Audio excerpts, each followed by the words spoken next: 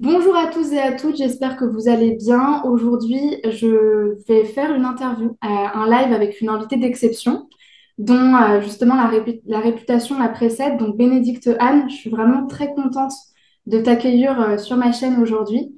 Bonjour à toi, merci beaucoup d'être là. Aujourd'hui, on va aborder le sujet de la dépendance affective chez les femmes et justement comprendre pourquoi elles en bavent en amour, pourquoi elles galèrent. C'est quelque chose que tu connais bien puisque tu l'abordes beaucoup dans tes coachings et tu as vraiment beaucoup d'années d'expérience. Donc, encore une fois, je te remercie et je vais te laisser dans quelques instants te présenter avant qu'on commence à aborder ce sujet-là. Alors, bonjour Chloé, merci de m'inviter.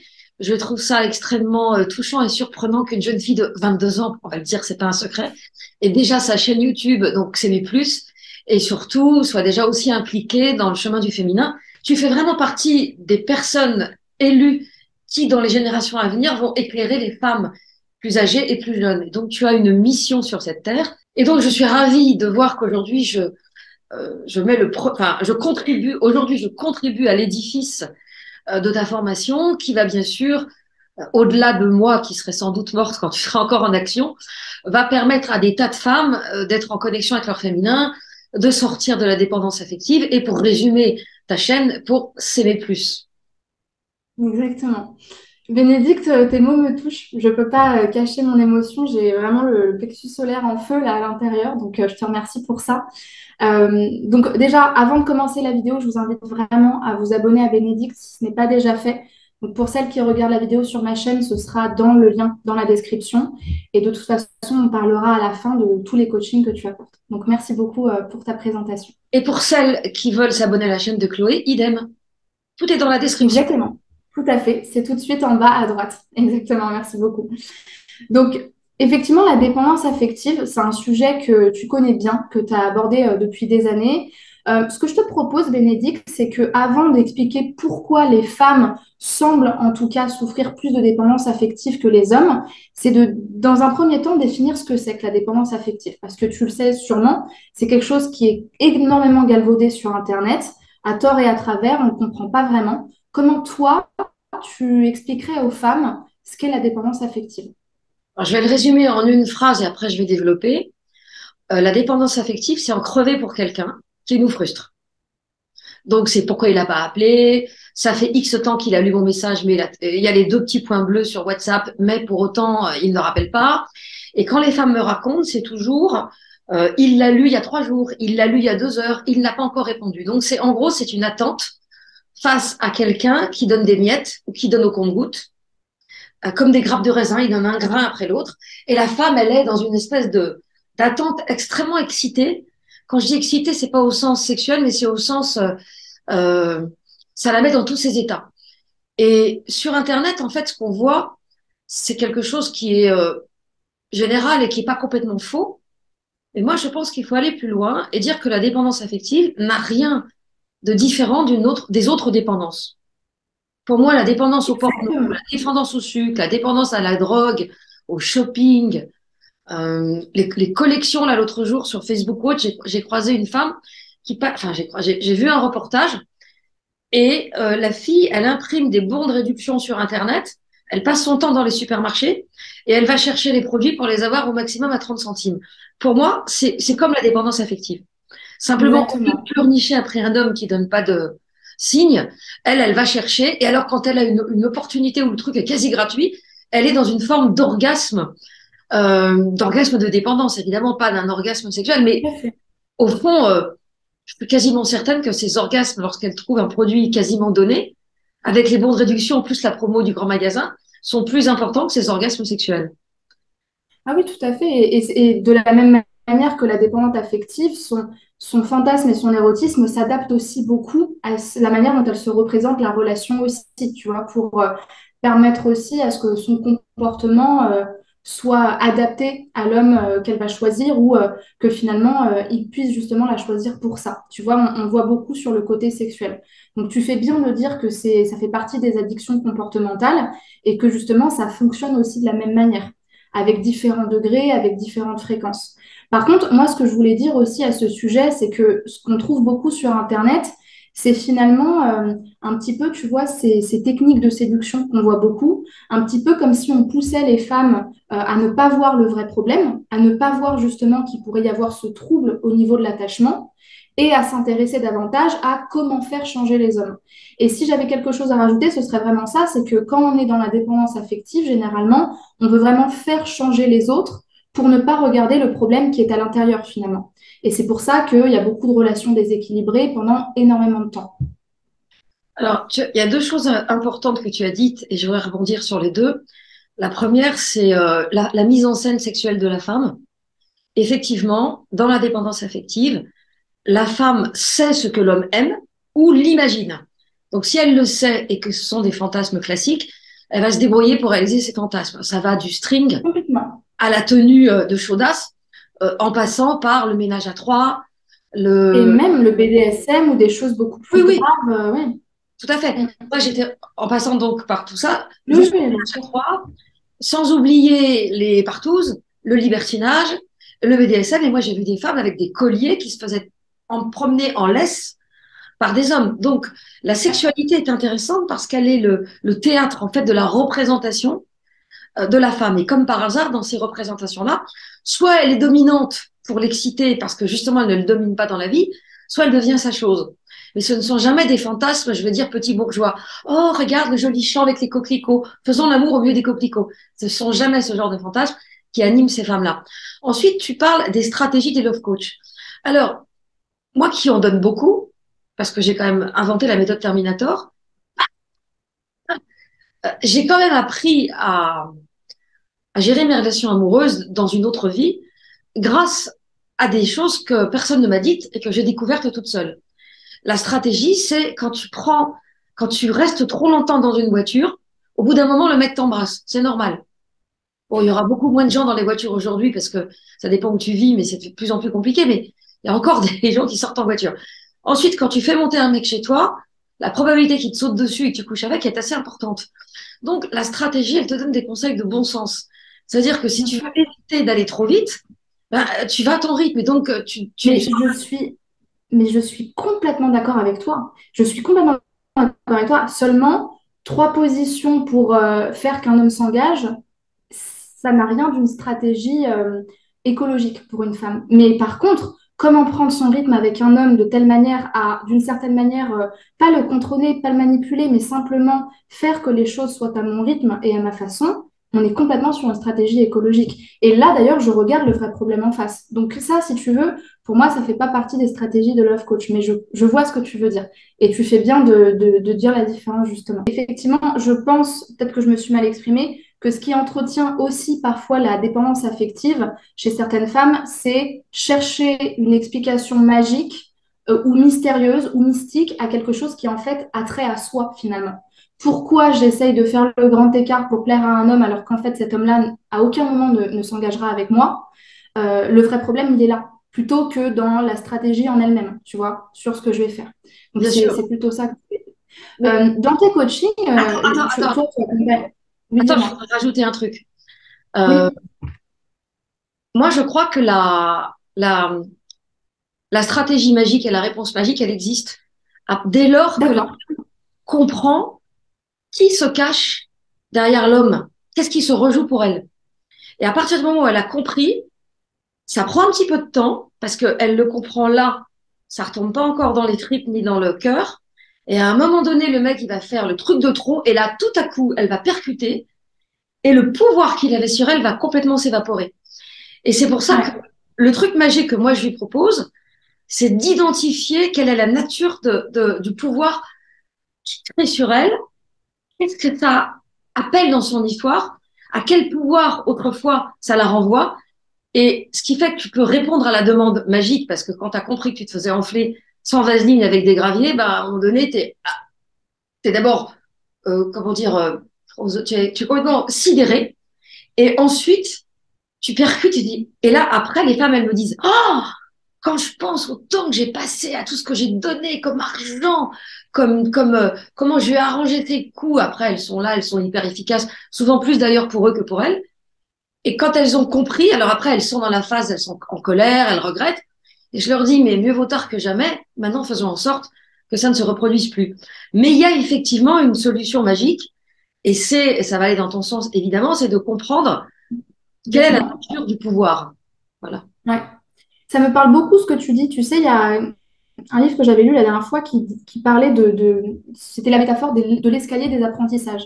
Ça rejoint un petit peu ce que tu dis, c'est cette histoire que finalement, dans mes rencontres, il y a des choses qui bloquent, notamment quand je souffre de dépendance. Sauf qu'en fait, derrière cet homme-là qui veut pas s'engager, au lieu de chercher à le séduire par tous les moyens, il y a un apprentissage pour moi, un apprentissage, une quête personnelle. Et c'est cette notion de pouvoir aussi et de capacité de revenir à soi une fois qu'on l'a identifié, et qui est complètement au-delà de l'homme en lui-même, c'est là que finalement la situation peut se retourner. Et malheureusement, pour certaines femmes, parfois ça passe par justement la prise de distance, voire le fait de couper contact, mais parfois le vrai pouvoir, au-delà de la séduction, il est justement dans la capacité de renoncer. Et d'ailleurs, ce qu'on voit, c'est que plus une femme est capable de renoncer, plus ça se voit sur elle et dans son comportement, dans son énergie, plus c'est ça qui les attire. Moi, c'est vraiment ce que j'ai vu dans mon expérience et également dans celle de mes clientes. C'est tout à fait vrai, parce que moi qui ai expérimenté ce processus sur moi pendant longtemps, avant de trouver le bon, je l'ai fait, je sais pas, des centaines de fois. Ça marche systématiquement. Enfin, ça marche avec quelqu'un qui est suffisamment intéressé, parce que si on n'a rien à faire, ça marchera pas. Mais le coup de la distance, le coup de la disparition, le silence radio, ça marche. Et après, ce qui est intéressant, c'est de savoir si tu arrives à le rééduquer à partir de là, ou si tu passes ta vie à être sur le qui-vive, à être toujours en train d'être toujours plus loin pour qu'il te court après, ce qui n'est pas une vie C'est possible. ça, Voilà, donc ça peut être complètement. une stratégie ponctuelle Oui, pour oui. dire à l'autre, bah, écoute Coco, je crois que tu n'as pas bien compris qui j'étais, donc soit tu me respectes, soit tu dégages, mais tu lui dis pas comme ça, tu fais, Ouais. ah, je suis désolée, tu fais la fille, et le mec il comprend, et tu deviens effectivement un challenge, si tant est, et ça c'est la clé que personne n'a, si tant est qu'à la base tu sois un challenge potentiel pour lui. Parce que si au départ, il veut bien te sauter, mais ça s'arrête là, tu peux faire toutes les stratégies du monde, ça ne fonctionnera pas. Donc, ça Je suis s'adresse quand même complètement aux d'accord. personnes qui sont dans la relation suffisamment depuis Oui, tout à fait. au moins quelques mois, enfin quelques mois, mais tu as des filles, le mec, il les appelle une fois tous les mois et demi, donc c'est comme si c'était depuis 3 jours, quoi. Dans la Oui, dépendance mais affective. oui. Mais comme tu dis, moi, ce qui me parle beaucoup dans ton exemple, c'est cette idée qu'il y a des femmes, et ça, je le vois beaucoup aussi, qui ne trouvent du pouvoir que dans la distance. Ouais, bon, bah là, je vais pas lui parler pendant 3 semaines, je suis en silence radio, et puis à chaque fois, elle renouvelle. Sauf que ça, ce n'est pas un fonctionnement long terme. Et d'ailleurs, pour moi, ce n'est pas de la réelle sécurité. C'est juste un masque, en fait. Je mets le masque de la femme qui a confiance en elle, alors qu'au fond, je suis complètement flippée. Parce que celle qui sait vraiment ce qu'elle mérite, hein, et qui arrive à voir clair dans leur jeu, comme tu l'as dit, elle est capable de dire à un moment donné, bah, si tu m'appelles tous les mois et demi, c'est que visiblement, tu n'es pas si qualifié que ça et que tu n'as pas si envie de me connaître que ça. Et à un moment donné, moi, c'est ce que je dis, quand on s'aime, il faut savoir se montrer radical, il faut savoir se montrer exigeante. Et vouloir un homme qui s'intéresse vraiment à nous, qui s'investit et qui nous respecte, pour moi, c'est pas vraiment de l'ordre de l'exigence. C'est simplement savoir ce que l'on veut et mettre un terme à ce qu'on ne veut pas. Donc, c'est dans cette mouvance-là aussi. Tu as dit un truc là que je voulais rebondir. Ah oui, ce que tu dis là, en fait, ça me fait penser au couple, parce que je coach beaucoup de couples. Et l'expression du silence radio dans un couple, parce que tu peux pas faire un silence radio dans un couple, c'est je boude, mais il y a des gens qui boudent pendant des semaines, hommes comme femmes d'ailleurs, ou je te prive de quéquette. C'est les deux stratégies. Et donc la fille va se refuser Complètement. sexuellement, ça va être sa façon à elle de disparaître. Et le gars, Ouais, il va être puni comme un petit garçon de 5 ans qui a mis le doigt dans le pot de confiture. Et ça, ouais. c'est la stratégie qui, comme tu le dis, refuse d'aller voir ce qu'il y a derrière. Et au lieu de l'aller creuser, de dire, tiens, qu'est-ce qui m'arrive? Pourquoi je suis comme ça? Pourquoi je vis ça? Pourquoi je l'ai choisi lui? Pourquoi ça me met dans de tels états? Et pourquoi je ne suis que dans la rétorsion ou dans la soumission? Bah, là, c'est leur façon à elles de l'exprimer. Mais c'est la même chose. C'est-à-dire qu'en fait, quoi que tu fasses, tu restes dans une espèce de scénario dans lequel tu joues toujours le même rôle, la même partition. C'est ça. En Et fait, ouais. sans fin. T'as qu'un bouton sur lequel appuyer. Bénédicte, ce que j'aimerais vraiment qu'on aborde dans ce live, tu vois, c'est la question de est-ce que finalement, il y a que les femmes qui sont dépendantes affectives? Est-ce qu'il y a que nous qui en bavons? Parce que souvent, moi, j'ai, tu vois, beaucoup de femmes qui me disent en séance, bah voilà, on a l'impression que les mecs, ils s'en foutent, que eux, finalement, ils veulent jamais s'engager, que c'est pas difficile pour eux. Est-ce que c'est vrai, ça, que la dépendance, ça touche que les femmes? Et si c'est le cas, pourquoi? Comment tu l'expliques, toi? Alors déjà, si je regarde le nombre de mecs qui sont dépendants affectifs dès le premier rendez-vous, même avant, de mes coachés. Et les filles qui disent oui, il est là, il est à fond, donc déjà, ça les désérotise direct. Et le gars, il est déjà en train d'être un mendiant de l'amour. Donc, il y a beaucoup d'hommes qui sont dépendants affectifs. Moi, j'en vois moins que des femmes, j'imagine, comme toi. Mais Ouais, pareil. quand je vois arriver un mec, soit il est puceau, soit il vient de se faire larguer. Hmm. Ok, hein. Et s'il est beau, il vient de se faire larguer. Il a un physique de grand duduche et qu'il est un peu ingrat, un peu timide, un peu coincé, avec des boutons, c'est qu'il est puceau, même à 40 ans. Donc, quand les hommes viennent me voir, ou alors il est dans une relation, ça arrive aussi, dans une relation compliquée dans laquelle il n'est pas heureux, et il voudrait que je fasse changer la fille. Et moi, évidemment, ce que je vais faire, c'est lui apprendre à se positionner, à être dans son bas-ventre, pour que la fille soit le quitte, mais elle le fera pas, parce que dès que lui change et qu'il écoute mes conseils, évidemment, elle revient en rampant. Mais les hommes qui viennent me voir, c'est qu'ils sont vraiment émotionnellement très atteints. Donc, et puis quand je regarde un petit peu ce que les gens écrivent, les hommes écrivent sous les vidéos de dépendance, je vois bien qu'ils en souffrent. Mais qui souffre finalement parmi les hommes? Les hommes castrés, les hommes qui sont pas connectés à leur bas-ventre pour plein de raisons qu'on pourrait expliquer, les hommes timides, les hommes qui manquent de confiance en eux, mais tout ça, ce sont des symptômes. En gros, ce sont pas des hommes, ce sont des hommes physiquement en apparence, mais dans la culotte, il y a rien. Et le problème, il est là, parce que si ces hommes-là étaient connectés à leur bas-ventre, bah, ils seraient des hommes et ils n'auraient plus ces problèmes-là. Et surtout, ils sauraient que plus ils se jettent à la tête de la fille, plus ils sont gentils, plus ils font chien-chien, etc., plus la fille va les mépriser. Donc, chez les hommes, je pense que... Exactement. Et ouais. Ouais, Et vas-y. juste pour ajouter quelque chose, et je pense que tu seras d'accord avec moi, quand tu dis ils sont des hommes physiquement, mais il n'y a rien dans la culotte, tu dis ça de la même manière qu'on pourrait dire d'une femme qui est en dépendance affective que physiquement parlant, elle est femme, mais elle n'est pas incarnée dans son corps, tu vois, dans son plein pouvoir. Donc, c'est pas quelque chose qu'on dit typiquement que aux hommes, mais qui a trait finalement à notre ancrage finalement dans la personne que l'on est, à notre positionnement. Je préférais juste préciser ça. Et on peut même aller plus loin en disant que elle n'est pas en connexion avec la puissance de son féminin. Exactement. L'équivalent du bas-ventre, des coronesses et de l'érection, de la puissance du mec, de l'action, de la décision, de la force, chez les femmes, c'est l'utérus, la capacité à donner la vie, qui, si on met dans la balance, n'est pas forcément n'est pas la moins valorisée. Parce que la femme, dans son utérus, elle a toute la puissance. Et je me souviens dans les stages sur le féminin, la fille, elle disait toujours, foufoune contente. Et téton fier. Mm. C'est Et drôle. c'est drôle, ouais, parce qu'elle voulait qu'on se promène sans culotte pour être en contact avec notre Ah ouais. Ah là, c'est effectivement ouais. Alors, Intensif.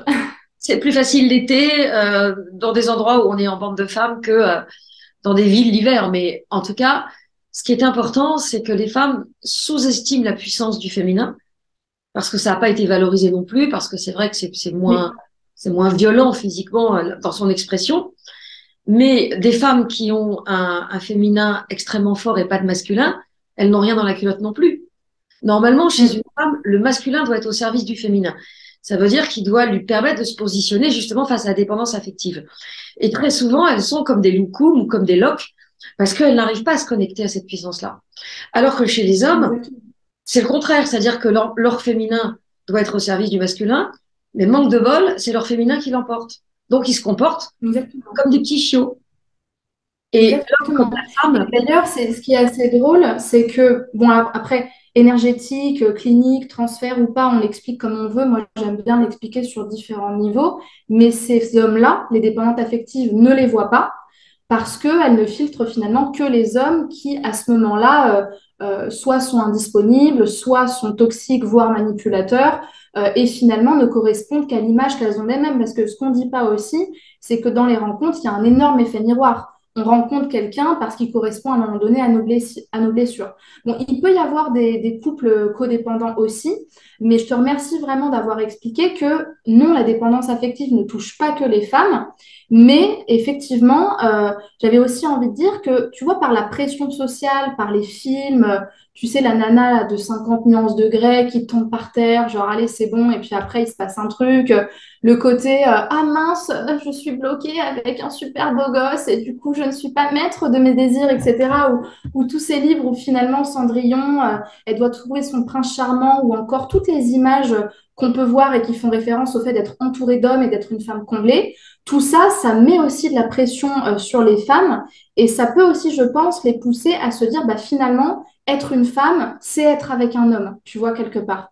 Et ce que j'avais aussi envie de dire, c'est que des fois, la dépendance affective, elle ne se voit pas que dans le fait d'être en personnalité dépendante. Tu vois, moi, je vois beaucoup de femmes et d'hommes, surtout d'hommes, d'être des hommes évitants, évitant leurs sentiments, évitant les femmes, rejetant toute forme d'intimité, évitant l'engagement, parce qu'ils ne sont pas connectés à ce qu'ils ressentent et que finalement, bah, cet engagement, ça leur fait peur parce qu'ils ne savent pas le gérer et qu'ils ont peur de la rupture. Les hommes sont très sensibles et ils ont énormément peur de souffrir, voire même plus que les femmes, je dirais. C'est sûrement un gros cliché, une grosse croyance que j'ai, mais moi, ce que j'ai vu dans mes coachings, c'est des hommes extrêmement dans l'évitement aussi. Donc, je me demande, en ce qui me concerne, si c'est pas une question de genre aussi, tu vois, et d'image sociale qu'on étiquette sur un homme quand il souffre, comment il doit être, et une femme, bah, comment elle doit être vis-à-vis des hommes.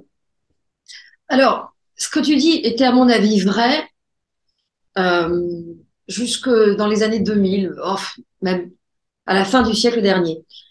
Et il y avait un livre qui est sorti dans les années 80 d'une Italienne qui s'appelle Elena Giannini Bellotti et qui s'appelait Du côté des petites filles, qui a été la référence parce que les femmes italiennes faisaient l'amour les soirs de pleine lune, avaient une alimentation spéciale pour avoir des garçons.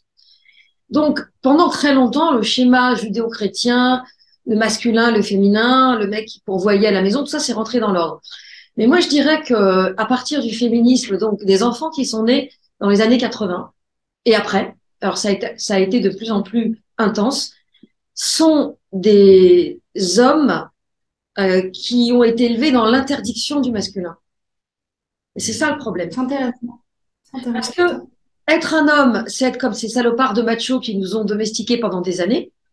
Donc, toi, mon fils, tu seras un chevalier servant, tu seras le prince de Brève, tu vas incarner le petit mari de poche que j'aurais aimé avoir, et tu ne dois pas faire de mal aux femmes. Donc, on a toute une génération d'hommes castrés qui aujourd'hui ont ils ont la quarantaine, on va dire, 80, oui, c'est ça, une petite quarantaine, et puis les plus jeunes. Et ces hommes-là, aujourd'hui, ne fonctionnent plus du tout comme ceux d'avant. Eux, ils pleurent comme des gonzesses. Moi, j'ai plein de coachés qui pleurent comme des bébés, hein. Ils ont des apparences de mecs, mais dès qu'on touche l'émotion, ils y vont.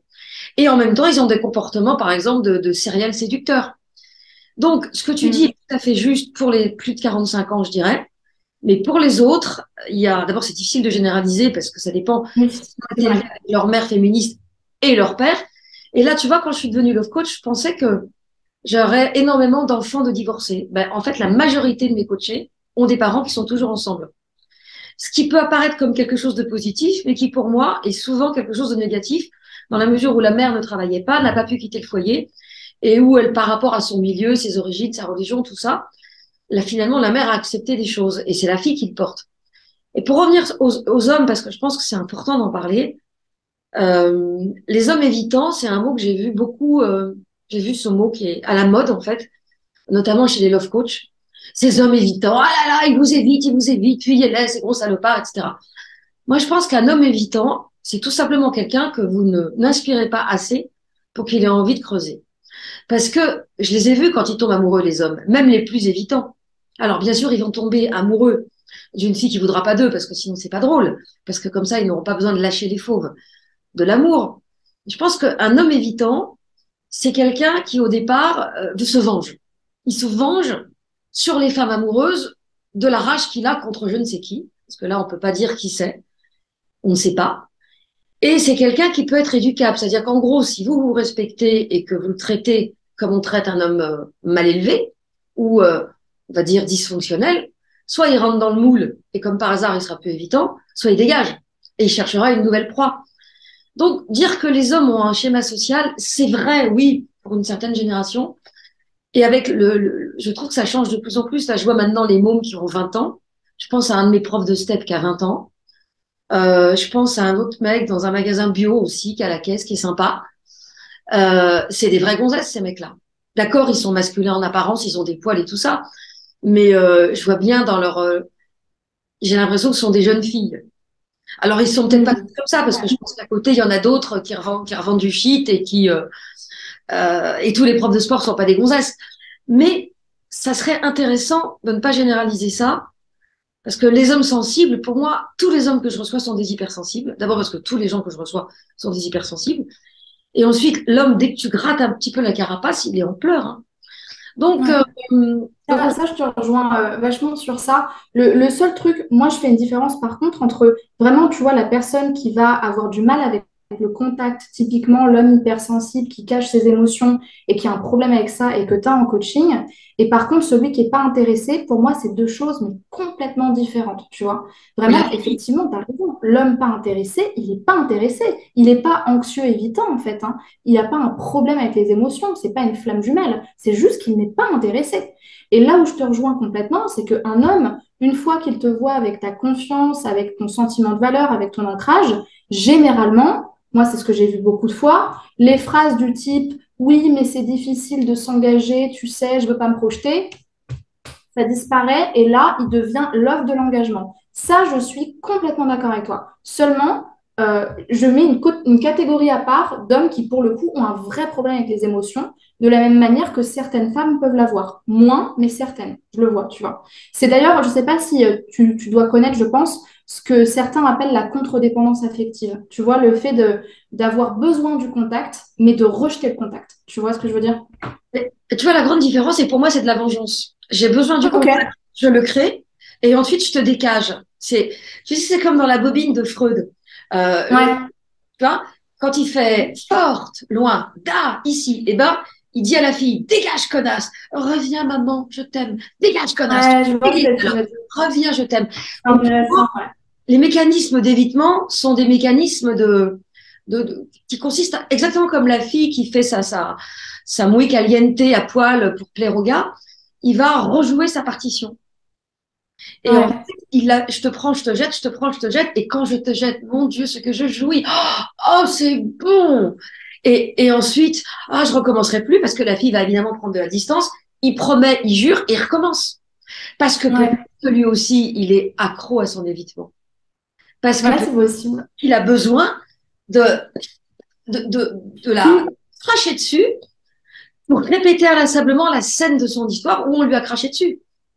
Ou alors, il a besoin de l'évitement pour être en contact. De la même manière que la femme qui fait des silences radio 3 semaines sur 4 ne se sent puissante et confiante uniquement en faisant comme on l'a dit tout à l'heure, des stratégies de je regarde pas le problème, mais j'essaye de faire des petits trucs qui servent à rien. Tu vois ce que je veux dire? Sauf que la différence entre la nana qui fait 3 semaines de silence radio, elle le fait en toute conscience, et elle est là, tu vas payer, et elle pendant Ouais, 3 semaines. Et un mec normal, il dégage tout de suite parce que qu'est-ce que c'est que cette ouais. folle? On Alors est que le complètement gars, d'accord. ouais, alors que le gars qui dit je te prends, je te jette, il n'est pas en train de se dire je suis no good, tu vas crever salope. Il n'est pas en train de se dire ça. Il est en train de rejouer sa partition. C'est comme un serial killer. Le serial killer, il va avoir son rituel d'incision avec ses objets symboliques. Lui, il a un rituel de séduction pour rendre la femme amoureuse, la faire monter et la faire redescendre. Et l'autre expression de l'évitant, moi je la vois très souvent à travers mes coachings, c'est le mec qui est à fond tout de suite, qui te fait rêver. Alors toi au début, tu es là, non, non, je veux pas. Puis tu finis par te laisser convaincre parce que le mec, il est cohérent. Il t'a fait monter et au moment où t'es dans le truc, où ça y est, waouh, j'ai rencontré l'homme de ma vie, paf, il disparaît. Et ça, c'est très fréquent. Et c'est pas une histoire de vengeance calculée. Je pense qu'à chaque fois que le mec fait ça, Ouais. il est sincère. Moi, je vois tout de suite qu'il l'est pas. Mm. Et je le dis à ma coachée Ouais, qui commence ouais. à me regarder avec un air mauvais. Elle me regarde comme ça, genre que je suis pas soutenante. Et je dis, mais ma Ouais, belle, ouais, ouais, bien sûr. elle Bien veut sûr. Ben, en même temps, ça, c'est un point aussi important, je pense, pour prévenir peut-être des personnes qui voudraient être coachées par toi, et on en parlera juste après, ou par moi. Un coach n'est pas là pour vous brosser dans le sens du poil, et encore moins avec Bénédicte, hein. Alors là, je pense que vous venez pas pour ça. Et c'est de la thérapie d'impact. Le coaching, c'est pas pour rien. C'est-à-dire que ce qui est complexe, c'est qu'à la fois, il y a une partition que je rejoue des choses que j'ai apprises, des blessures qui me regardent vis-à-vis de l'autre et que je veux pas forcément aller voir et gratter. Et en même temps, il y a aussi la partition de l'autre qu'on aimerait bien voir des fois et qu'on aimerait bien changer, alors qu'on n'a absolument aucun moyen de contrôler ça. Et on ne doit pas le faire d'ailleurs. Donc, Alors, est-ce que tu aurais un mot à dire justement à ces femmes qui en bavent en amour, qui comprennent pas grand-chose, pour qui c'est la totale confusion? Qu'est-ce qu'elles devraient retenir de cette interview avec toi? le gros problème, c'est que il y a 15-20 ans, les hommes étaient entre guillemets un peu normaux. C'est-à-dire qu'ils étaient prévisibles, enfin, tu savais où t'allais, enfin, tout se passait de la même manière, t'avais ton, enfin, ils venaient te chercher en bas de chez toi, tu prenais un verre, ils t'invitaient à dîner, ils essayaient de t'embrasser dans la voiture, ils t'envoyaient un message le lendemain, ils te revoyaient, et c'était parti, quoi. Et surtout si tu prenais un peu le temps. Ça, c'était comme ça avant. C'est-à-dire que jusqu'aux applications, les hommes étaient assez prévisibles, quelle que soit la tranche d'âge. Parce que moi, ce que je vois, c'est que de 22 à 80 balais, ils fonctionnent de la même manière. Et les nanas de 22 à 80 balais, qu'elles soient des bombes, jeunes et belles, ou des vieilles moches et grosses, elles vivent la même chose. Donc ça veut dire que les comportements des mecs aujourd'hui, notamment sur les applis, sont les mêmes. Donc je dirais que depuis l'avènement des applis et particulièrement depuis le Covid, les comportements des hommes sont devenus complètement dysfonctionnels et pathologiques.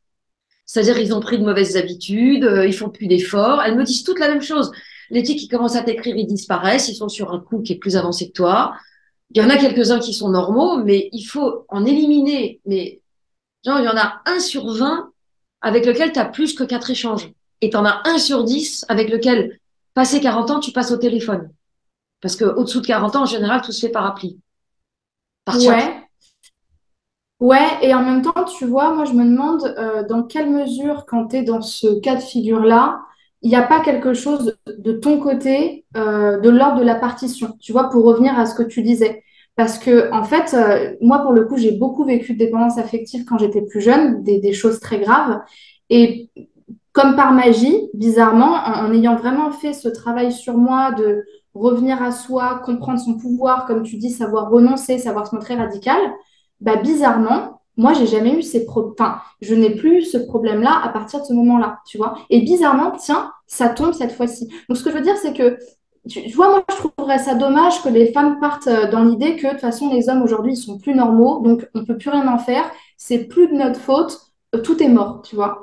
Moi, je pense aussi qu'il y a vraiment ce côté de, quand j'ai fait le travail à l'intérieur de moi, oui, il y a des gros fous sur les sites de rencontres, mais en même temps, quand je suis capable de renoncer dès lors que ça commence à partir en vrille, je suis pas responsable en fait. Tu vois ce que je veux dire? Oui, Et il faut que, enfin, si je suis ouverte un tant soit peu à l'amour, que je sors, parce que voilà, c'est bien beau aussi de dire que les femmes, elles sont toutes blanches dans l'histoire, mais entre celles qui répondent jamais, celles qui sont sur un site mais qui matchent personne, et celles qui veulent jamais sortir et qui pensent que le prince charmant va claquer sur la porte le vendredi soir, bah, en même temps, j'ai envie de dire, les filles, il faut savoir sortir aussi, tu vois. Et puis, il faut savoir se montrer. on Et puis, parle elles pas, sont très agressives aussi, les femmes ouais, aujourd'hui, mais tu on vois. parle pas de la même chose. Moi, je parle des filles. J'en suis, je dirais, à la louche une centaine par semaine. Donc, j'ai une centaine d'infos qui m'arrivent par WhatsApp, par LinkedIn, partout. Donc, et les infos sont toutes dans le même sens. C'est-à-dire que même une nana, et des filles qui sont en fin de coaching, qui ont bien compris les règles du jeu, elles sont claires dans leur approche. C'est-à-dire que ça ne dépend pas d'elles, justement. Ce qui dépend d'elles, c'est la réaction qu'elles vont avoir quand le mec se révèle douteux. Mais au départ, c'est ça qui est fou. Quelles que soient les photos, quel que soit l'âge, quel que soit le physique, quel que soit le texte, c'est ça qui a changé. C'est que genre, tu mettais ta photo sur Mythique il y a 20 ans, t'étais mignonnette avec un joli texte, mais t'avais 10 prétendants top niveau qui te couraient après. Tu vois, tu mettais une annonce dans le Nouvel Obs il y a 30 ans, pareil. Bon, aujourd'hui, quel que soit ton profil de nana, et c'est ça que j'appelle la jungle, le mec, par principe, il y en a 1 sur 10 qui doit, et je suis gentille, il y en a 1 sur 15 qui est à peu près normal, bonjour, comment vas-tu, nana, qui a une discussion. Mais tous les autres, ils sont là, ils sont inconsistants, ils posent des questions de cul au bout de 2 minutes, ils disparaissent, ils réapparaissent, et ils sont dans une espèce de fuite en avant. Et peut-être que ce sont les évitants dont tu parlais tout à l'heure. Moi, je pense que ce sont des hommes qui souffrent, mais qui ne veulent pas envisager la possibilité d'une thérapie. et qui ont, D'accord. grâce aux applis, trouvé une manière d'exprimer leur vengeance. Mais c'est pas conscient. Je pense pas que le gars se dise, je vais faire exprès de pas lui répondre, d'être garce, nanana. Je pense que ils sont Ouais, grave à l'ouest. Et comme tu disais, la nana qui est équipée, elle le dégage tout de suite. Mais on est d'accord. rien que de dégager ces mecs-là, les filles me disent, je n'en peux plus des applis parce que je suis obligée de passer 2 heures par jour pour arriver à parler à un mec normal. Et c'est exactement comme si tu te retrouvais dans la forêt amazonienne en petite culotte, avec des bestioles qui risquent de te piquer de partout. C'est-à-dire qu'il y a quand même une réalité sociétale dont on parle peu, euh, qui est plus spécifique des applis, mais qui est plus spécifique des grandes villes, mais qui est quand même réelle.